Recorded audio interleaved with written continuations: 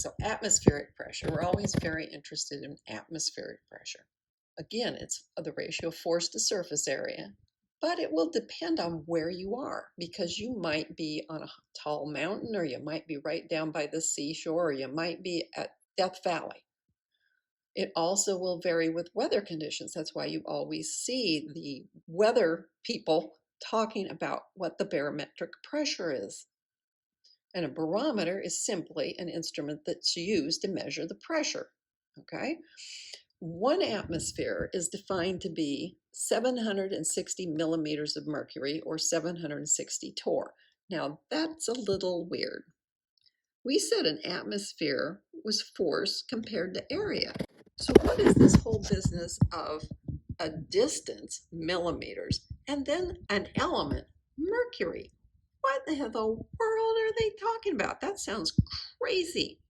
Well, what it is, if you take a tube and it's sealed at one end and you fill it with mercury, I know this one doesn't look like it's filled at the moment, but you fill it with mercury, you keep that end that's open down inside the pool of mercury, and you upend the tube like this. The mercury will only go up so high. It won't stay all the way to the top. Now, you may have played in water with like a cup.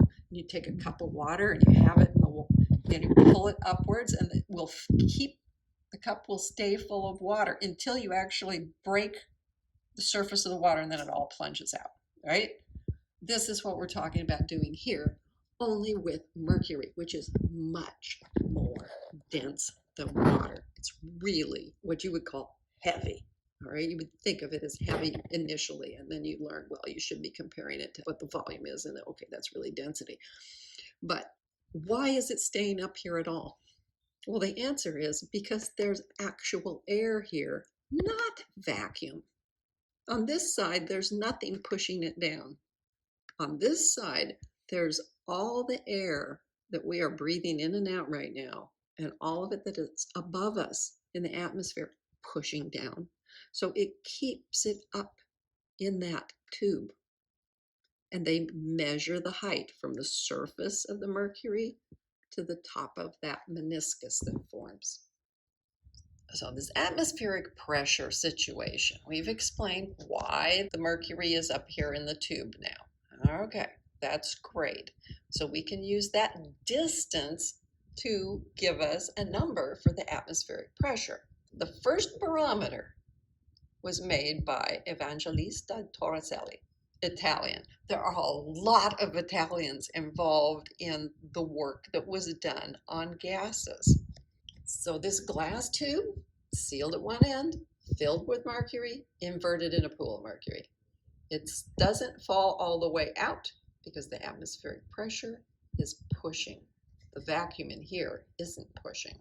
So it rises until there's a difference in the amount of pressure is the same. In other words, the pressure exerted by this amount of mercury is the same as the pressure of all the atmosphere all the way out 50 miles or whatever it is from the planet, all of the gases.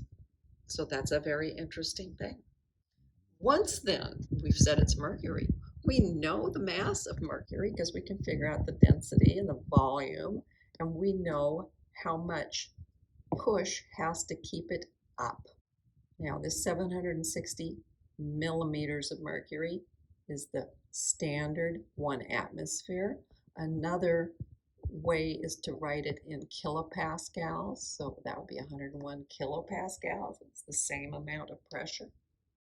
We have lots of different units for expressing pressure. We have this standard atmosphere. We have it in pascals and in kilopascals. You can see this is a pain. Look at all those digits, and this is a little better. Okay, the millimeters of mercury, very common because you can go read it off of an instrument in the lab. There's also torr, because Torricelli, the guy we were just talking about, Torricelli. We're going to go ahead and name a unit and say, okay, instead of saying an atmosphere, we'll say it's 760 torr, and that's sort of a throwback. It's always the same number as the millimeters of mercury. But since the development of the barometer was due to this person, it's just directly the same. There's also something called the bar. You'll notice again this same sort of number as in the kilopascals, but they just wanted to keep it so that it was as close as possible to one, the number one, when it was 1 atmosphere. So they have the bar, and then there's the millibar, because guess what? A lot of times you try to get things at a lower amount of atmospheric pressure, so it's nice to have smaller units you can work with. Good old pounds per square inch. So if you ever do need to convert between a reading on like the outside of a tire and what an atmosphere is, you can do that too. And naturally, seeing as how the English units were in there, they took the 760 millimeters and changed it into inches. So whenever you hear the weather report and they say that it's 30 inches of mercury, you'll be like, oh yeah, that's just a little more than an atmosphere. And when they talk about there's a low pressure region coming in and changing the weather, you'll find out that the number will be much lower than this. It'll be, 29.5, and you'll be like, yeah, that's going to bring in the weather because, hey, it's a low pressure region. We know a high pressure region is going to try to move in, and the moving of all of that atmosphere will cause all sorts of weather. Here in Merced, we're only like 70 feet above sea level, so we are very near a full atmospheric pressure. If you lived in Denver, Colorado, which is called the Mile High City, you'll notice though this is in meters instead of feet, so it's a little hard, but you can see that, okay, it's the Mile High City. I'll take your word for it. The normal atmospheric pressure is lower because there is less air above them. Now you sit there and say, now wait a minute, you told me the edge of the atmosphere was like 50 miles up. So why did 1 mile make so much difference? Well, it's an exponential curve at how thick the air is, at how close together the air molecules are. So they're a lot closer together, closer to the ground, and they're a lot farther apart as you get close to space. So here's Denver, or La Paz, Bolivia, which is like the highest occupied real city on the planet, okay? I don't know how you define city, but a number of people. La Paz is, oh my goodness, look at that atmospheric pressure. That's a normal day, isn't even 0.7 of an atmosphere there. And if you go to Mount Everest, you discover you're below 0.4 atmospheres, which is why everyone has to wear oxygen equipment in order to climb Everest, even people who live near it, because you're still going up some more. And even though you might have gotten acclimated to being at that high elevation, you're exerting yourself quite a lot to pull yourself up a mountain. So you always end up having to wear the gear in order to survive that sort of thing.